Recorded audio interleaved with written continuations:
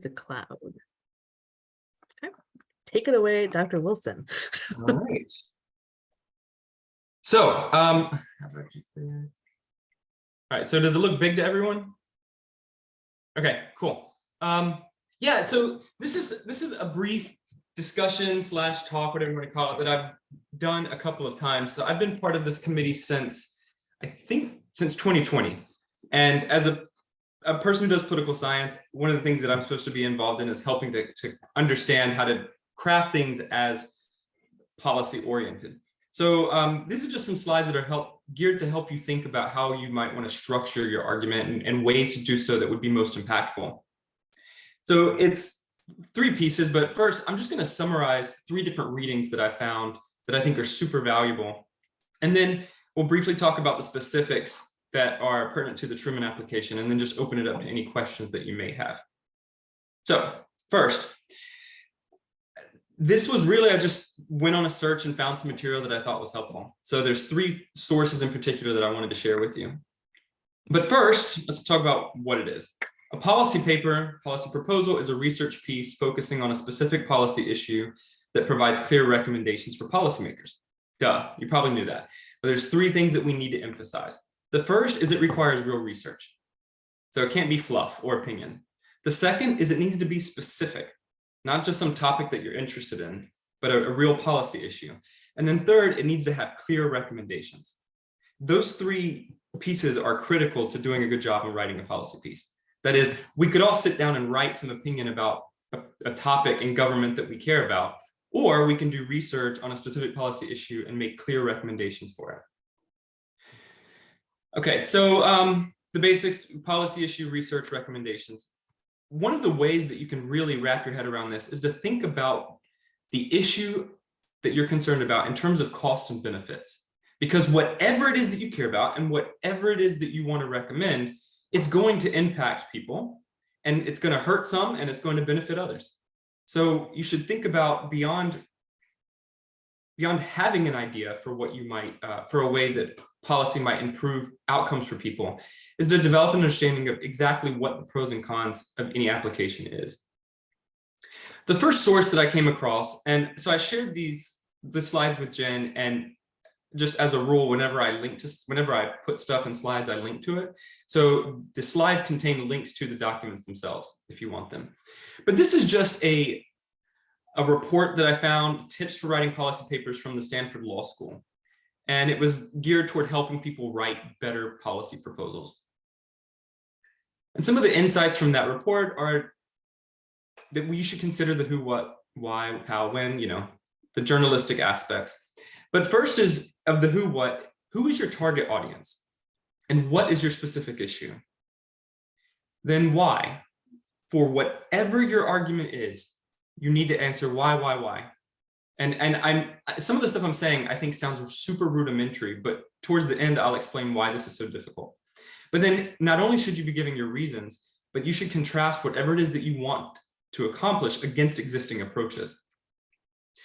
And then third, and perhaps more importantly, whatever you're arguing, you should give evidence, specific recommendation, and have an understanding of the payoffs.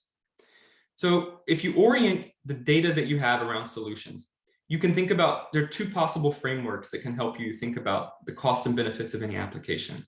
The first is to break down the ramifications into political stuff, economic stuff, social, and technological. And then the second is to think about strengths, the weaknesses, opportunities, and threats that result from whatever the recommendation is that you're going to make.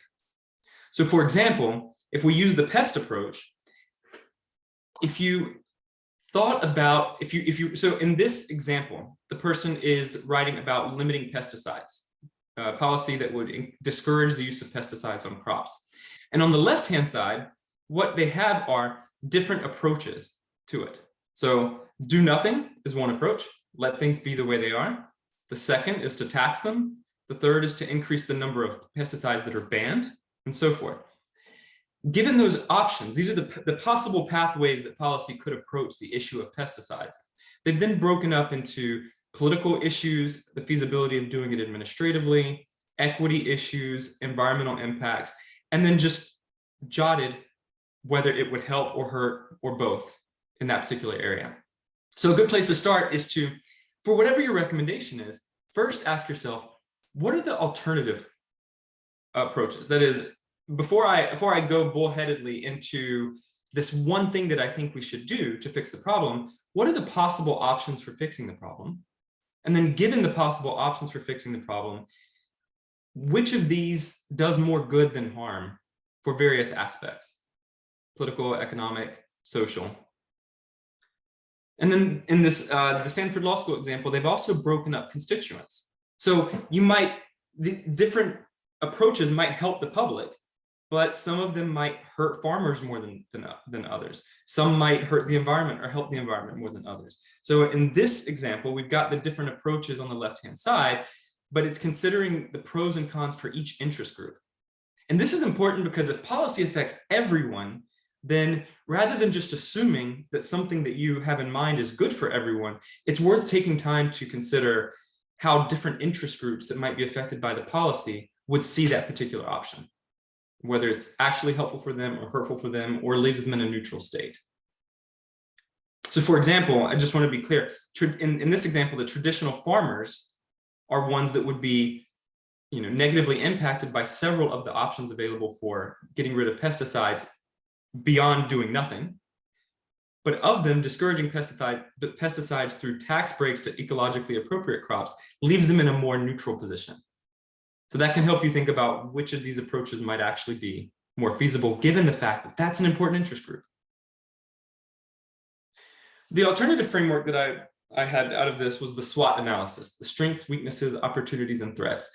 And this is just a reminder that for whatever good you think a policy recommendation is, you should also consider the counterpoints here. What are the weaknesses of that particular option that might be harmful for the objective? What are the opportunities that it produces outside of itself? What are threats that it could open up by existing? So this is acknowledging both internal aspects of the recommendation, but also how it would interact with other things that are going on in the world. So the second resource that I came across was a book manuscript that is, I guess it's out now, and this was submitted to Oxford University Press in 2014, but I found it online, so presumably you could too. But this is just a guide to help you write better policy. What I like about this resource is they make the point that policies are investments. And you can think of it as two ways. One is that you have a recommendation for a problem and you think, like a dictator, everyone should do it, don't complain, end of story. Just accept my recommendation. Mintrum is saying, well, if you want purchase into your recommendation, you have to think about the fact that they need reasons to invest in it.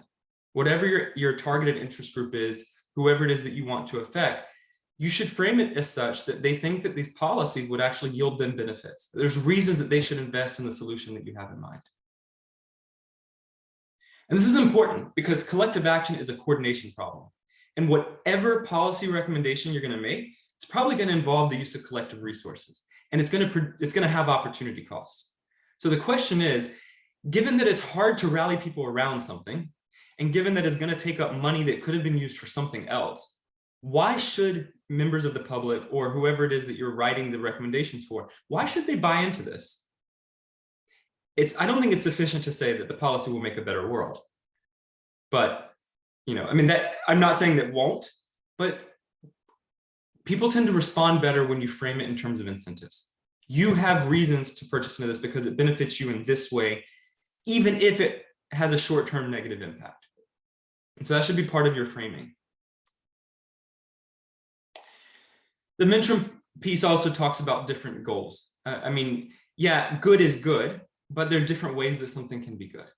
So given whatever recommendations you have, is this something that's going to help humans? Is this about promoting the flourishing of humans? Is it about making institutions more effective or stronger? Or is it about making things more efficient? Alternatively, is it about encouraging sustainability or advancing human rights or promoting equity? Being specific about how the policy recommendation that you're putting forward advances the good is really important. Because all of you could take a different problem and then just say, well, it does good. But that doesn't necessarily tell us how it does good, who it would do good for, and when we should expect the good to manifest itself. Another thing that the mentoring piece talks about is the instruments. So fine, you've identified a problem and you have a clear understanding of the way in which using your recommendation can help people or places and things, whatever, but how are you going to do it? So beyond identifying exactly what the good is in your proposal, what is the way that it should be implemented?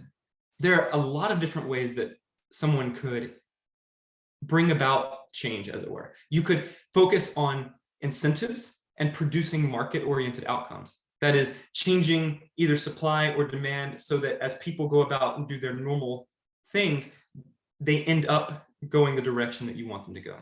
So creating market incentives.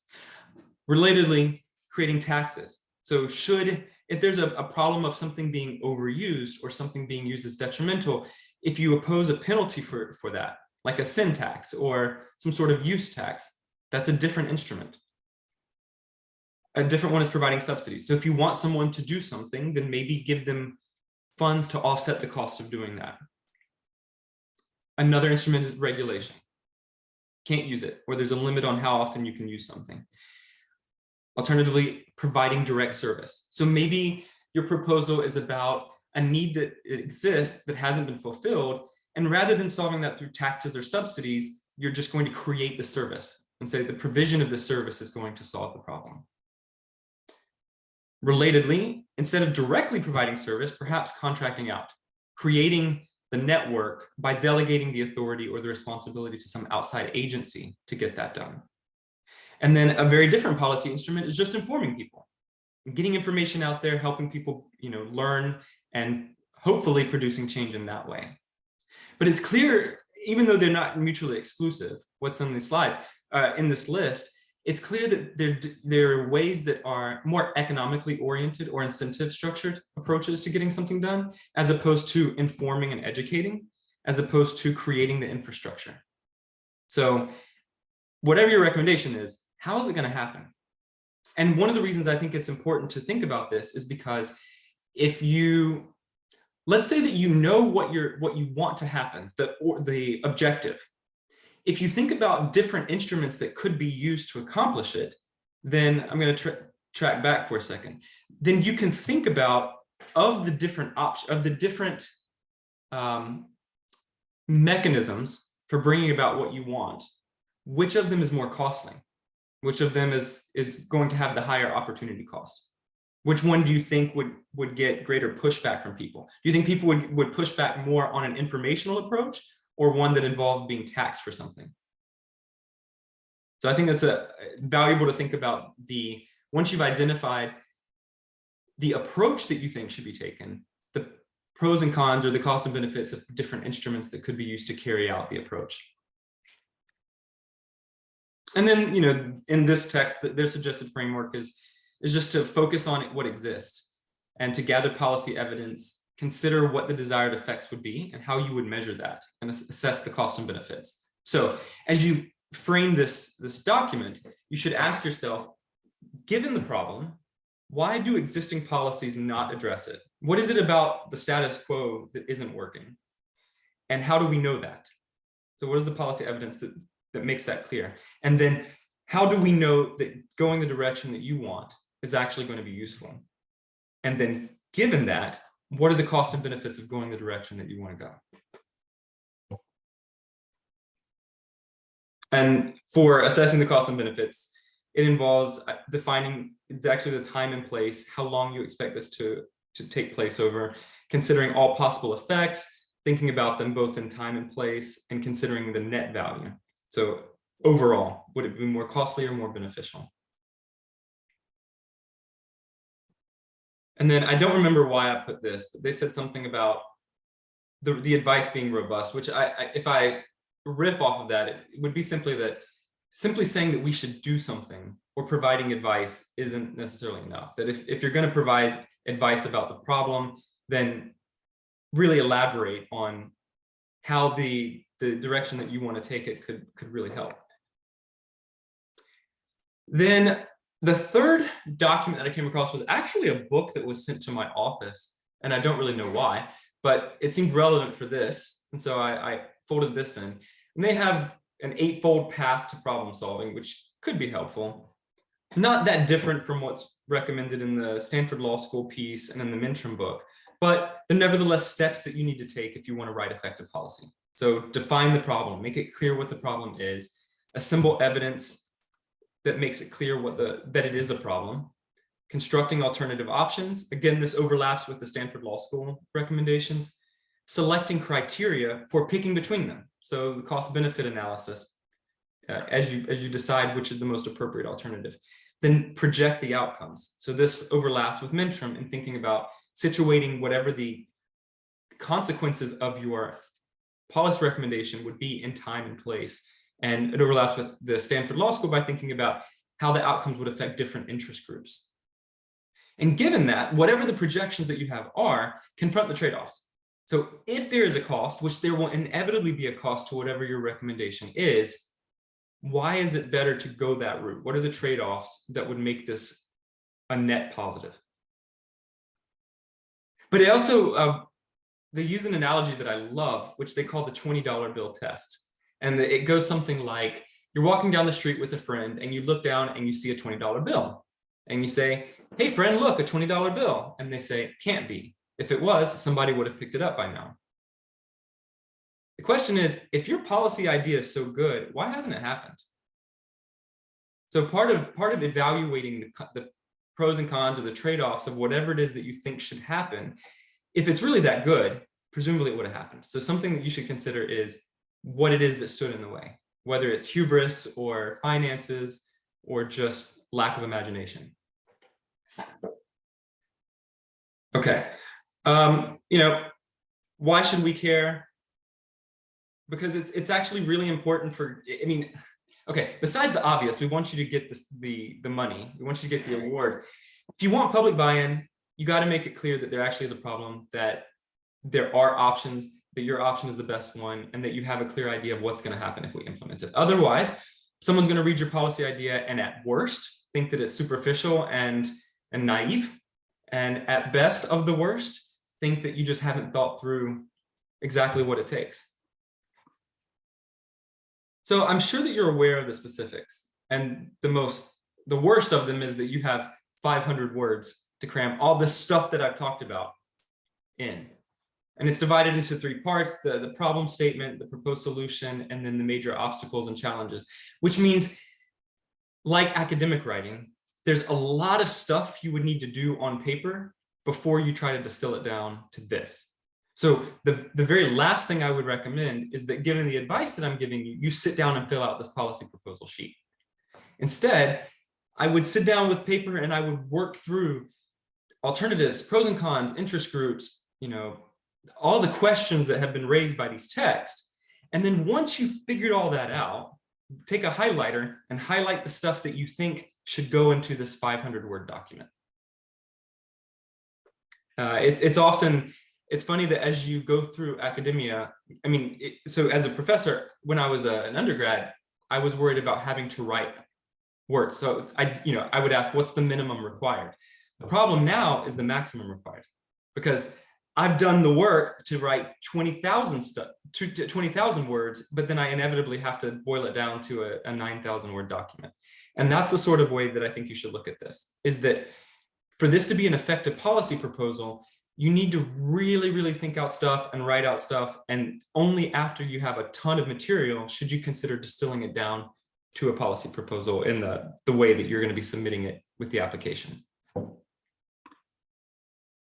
So yeah, I already mentioned the template's divided into 3 steps: the problem statement, the proposed solution, the obstacles and challenges. And then Dr. Z is not here, but sometimes Dr. Z has participated, and Dr. Z is really good about this because they actually work with policymakers and are part of local campaigns to improve policy. And some of the recommendations from Dr. Z are that you should clearly ID who the policy brief is going to go to. You should make sure you take time to set up the problem. And I think this is valuable because, as with academic writing, we often have figured out stuff and can come to conclusions in our head. And we assume when we start writing that the reader's also in that headspace, but very rarely are they. So you should start off by assuming that whoever you're trying to convince doesn't know what the problem is and doesn't think it's a problem. Make sure that you set it up so that they're convinced that it's a problem, because if it's not a problem, then a recommendation doesn't matter.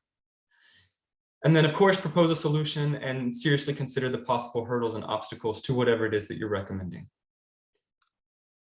And then one of Dr. Z's famous catchphrases is the connecting thread. So whatever your policy proposal is, how does it connect to your application?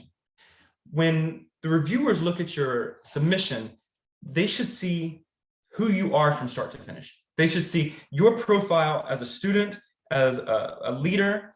They should see how your experiences as a leader and your life experiences have guided you to care about the specific policy, how it shapes the trajectory that you want to take in your future. And therefore, it should make sense why you have a particular policy proposal. It should not be that you have a solid application and then just this random problem that you think you have a solution to. That's not going to work. So make sure that there's a connecting thread through all the questions that leads to the policy proposal. Okay, before I open it up to question and conversation, I want to share with you a resource that I just thought about sharing, and I just sent it to Jen. So give me 1 second. Okay, can you see a document called discussion prompt? Yes. Do you want me to send that to them too? It's up to you, but I was just going to elaborate on this very Okay. briefly. Let me make it bigger. Okay, so I teach every spring, I teach an American politics class. It's an online class. And one of the things I do is I put controversial questions about American politics on Blackboard. Things like, should there be an age limit to Congress? Should are executive orders constitutionally appropriate? Things like that. And what it's trying to do is to encourage students to write effective arguments. And it's very, very difficult because most of the time students start off by thinking that if they just write their opinion, they'll get a good grade. They think that, okay, Professor Wilson has asked this question about whether judges should have life tenure. And if I just say yeah or no, and I think that and do my armchair explanation, that I'm going to get an A. But that's not the point. The point of this assignment is to help students who might not have had this experience learn exactly what it takes to develop and defend an argument. And so after several years of doing this, I sat down and wrote out a document that says, here's exactly how to do it. And this is very similar to what I would recommend for your policy proposal, in that in order for it to be effective, it needs to be tightly constructed. You should have a clear argument about the problem and the solutions, and it should be nested in an understanding of alternative viewpoints and why those are not as good as what you're recommending. It also should be evidence-oriented. It should be fact-based. It should not appeal to emotion. So I was just going to emphasize that in this prompt, I have an example where I broke down a discussion post and I wrote what I imagined was kind of a low D answer. So in this example, I think that everyone should be required to vote. Not enough people vote these days. Voting is not just a right, it's an obligation. That does not fly. That does not work. And so you shouldn't, the reason I'm showing this is because you could easily write a policy proposal that was like that. You don't want to go that direction. So instead, what you want is you need to explain why. For any statement that you're going to make, you need to go ... because. So whatever you're going to assert, you need to make sure that it's clear to the reader why you've asserted that. You should also provide evidence for whatever you say. And then it's also important to pay attention to structure and order. This is less of a concern for you because you have 3 places to put information, but within those sections, it should logically follow. And I like to think of it as a logical syllogism. So the whole if-then thing. If something is a problem, then it needs to be addressed. If it needs to be addressed, it needs this solution. It's a problem, therefore it needs this solution. So try to set it up as a logical syllogism. And then, of course, consider the implications. Given your recommendation, what would happen? And take it to the extreme. That is, imagine that you're at a coffee shop with your friend and you recommend something and they hate it. They say, this is a horrible idea. What are the worst possible things that could come out of what you're recommending? Because it's only after you consider the worst that you really have an idea of if it's actually worth pursuing. And if it does have detrimental impacts, then you just need to consider an alternative. So there's different possible implications that help you gauge its relative strength to other alternatives to solving the problem that you have. That's all I wanted to share. Was I just thought that was, at some point I laid that out to help students understand how to construct a good argument. And I think for you to have an effective policy proposal, you should follow the same sort of steps. So that being said, do you have any questions that I can attempt to answer? No guarantee that I'll be able to, but do you have any questions about writing a policy proposal or anything based on what I've shared?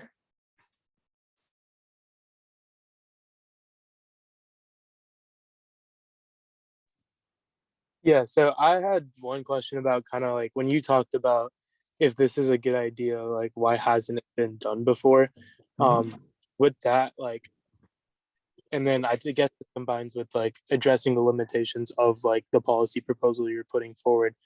Like, is it okay that it's like not perfect? It's not like, obviously it hasn't been done before for a reason, but like here, do you want us to lay it out as in like, here's why it be done, even though it hasn't been done before, and using that cost benefit analysis to prove that? I don't know that I quite understand your question, but if what you're saying is, if what you're asking is how much do you have to convince me? Is that a roundabout way of saying it? To a certain extent, yes. But more of like, if it hasn't been done before, why is it like, obviously there's going to be drawbacks. Like if it hasn't been done before, there's good reason it hasn't been done before. So like, to how much of that extent, obviously I'm going to explain why it should be done. But like there's always going to be reasons why it shouldn't be done. And is that where you just play into that cost benefit analysis of like, obviously the pros outweigh the cons? Yes. Really taking time to think about why something hasn't been done is important for getting a full sense of the pros and cons. And that's because if I start off, if I recognize a problem and I think, well, this is what we should do about it, I'm starting from a position of bias because I've already convinced myself that something is good. So what you need to do instead, actually, here's an example. So yesterday I was part of a graduate meeting, we call them brown bags, where we talk about research. And we watched a TED talk where this individual from MIT was arguing that we should automate democracy, that we should create little bots for every person in the US, train those bots and let those bots vote for us on our behalf. Because they thought there were positive aspects. And I can see from your faces that some of you were like, what? And yeah, I had a knee-jerk reaction. No. But what I thought is that what I said in the meeting is, because of my fear of automation and technology, I have a knee-jerk reaction to it. So I'm automatically going to say no. So it may be more productive use of my time to instead set that aside and think of all the reasons that we should. And then if I've laid out all the reasons we should, I'm still not convinced, then I'm on a solid footing with my position. And so I'm going to flip it for you and say, you're starting from a position of saying that you have the solution, but it's only after you thought about all the ways it could go wrong that it can be clear that it's actually the right solution. Yeah, that makes sense. I appreciate it. And of course, you can't cram all of that into your document, but like academic work, and I keep saying academic because these are conversations I have with my graduate advisees, what you put on paper is often 5% of the work that you've done. Because the real work is the brain power and sketching stuff out before you put words on paper. So to answer your question in a different way, you might not have to say why it hasn't been done before when you write it in that template, but you should have thought about why it hasn't been done before, and that should have guided you in your assessment of whether your policy proposal is actually worth doing.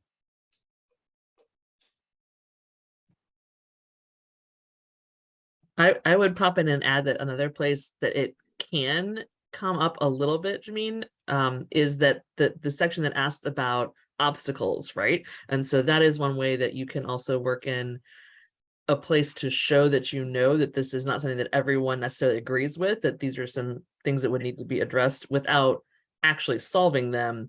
But So it's not a full, I think you still have to do all of the work behind it, but that is a place where you can show that you have some idea of why maybe it hasn't been done already, but that there are reasons to overcome that.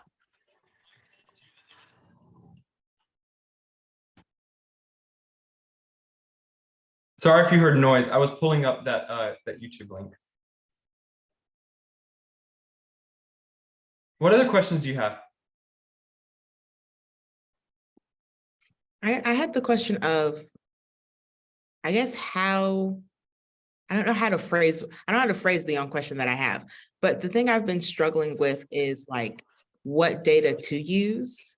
Because so the last test scores that they released when I first originally like submitted was from 2021, but now they've released the 2022 like scores. So should I update that or not? I know that's kind of a specific question, but in general. I mean, to me, it's a matter of practicality. If you can, sure. But if you don't, I don't think it would hurt you. So for example, when I'm working on papers, it would be great if I could use up to the minute data, but sometimes I'm just saying, well, the last time this data set was published, this is what the numbers look like. And if you just make it clear what your reference point is, that in 2021, education scores were this, I don't think that's a major problem. Of course, you don't want to use values from 1970. So with a plus or minus, with a little confidence interval, I think using last year's data would be fine. Jen, do you have thoughts on that? Sorry, I have a hard time moving my mouse. No, that seems totally normal to me. Do you have any questions about where to find evidence? Or that too would be a great like resource. Did y'all look at that link that I sent you that the librarian had put together for us? We did have a librarian last year put together some resources specifically for Truman candidates that has a bunch of different data sources. It's a starting point. It's not exhaustive, but let's see if I can dig that up. so I have a suggestion for you that's going to sound dumb, but I mean it in the most, I really believe in this, which is Google is your friend. When I teach a class, whether it's undergrad or grad, what I find is that most all of us know how to use a search engine. That is, if you want to find something, you can typically type it in and navigate your way to what it is that you want to find. What we aren't necessarily good at is searching all possible ways to answer a question. So what I do often is if there's a particular thing I want to learn about, then I open up 10 tabs. And I searched using a different question every time. So I phrase what it is I want to know in 10 different ways to see what pops up. So what I would do if I were you is I'd write out a bulleted list. So the problem is whatever. And then given that problem, how do I demonstrate that? Well, I would try typing in problem of this, and then maybe open up another tab and type in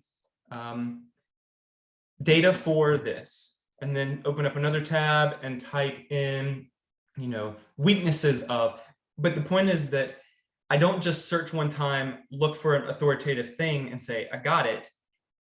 I try lots of different specifications, and that gives me a more holistic idea of who's written what about stuff. I think it's critical. I had an undergrad one time that they told me they couldn't find anything about Fidel Castro on the internet. But they could tell you anything you wanted to know about like popular music. So I know that they knew how to go online. They just didn't know how to search online. And the reason I'm saying all this is that I wouldn't just go online, search, put in one search term and look for the thing that pops up and that be the evidence that you use. I would actually extensively search for different ways that people have written about the thing that you care about. So you might do a 10-tab search for something is a problem. You might do a 10-tab search for alternatives that are available, or a 10-tab search for what has been done to fix it, or a 10-tab search for why the most recent approach to fixing it isn't working. And then maybe a 10-tab approach for the consequences of doing what it is that you specifically want to do. And I think that'll yield you a lot more evidence than you might otherwise find.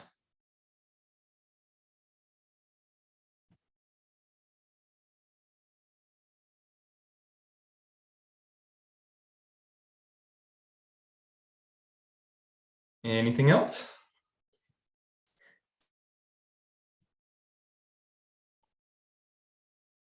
This is the worst part, is that when a teacher says any questions, then they ask themselves, how long am I supposed to be quiet before I shut it all down? Okay, well, if there aren't any questions, if you have any questions in the future, please feel free to email me, or I'm sure any of the committee members would be happy to help answer you. I know for a fact that Dr. Z is happy to answer questions and would love to help you. Otherwise, this information should be available for you. Thank you. Thank you. Thank you. Of course. Yeah, at least for me, I probably will have more questions once I have it written and then don't know where to go from there. Oh, that is one more piece of advice I have for you, is before you write anything, and you do this for the rest of your life, before you write anything, make a bullet list. So I have my PhD students, they come to me with 20 pages of fluff, and I say, no, just come back to me with a list. Put your points, put what you're arguing in a list, and I can check it off if it's correct or not, and then you can write about it. So if I were you, I would just once you've done the background work, you've done the SWOT and the PEST and all that stuff, then before you start writing anything fancy, just write a bullet point. What is the problem? Why is it a problem? What are the alternatives? Which one is the best? Why? What are the implications? And maybe even circulate that around the committee and say, can you tell me if this is right or not? And because if we don't agree with that, then you can fix it and then write it up. If you write up a bunch of fluff and send it to us, we might get lost and not even know how to properly evaluate your policy suggestion. So as you go forward, I think, Jada, that's great, but I would love it if you sent a bulleted list and said, here's the structure of what I'm going to put in the policy proposal. What do you think is missing, or what should I jettison?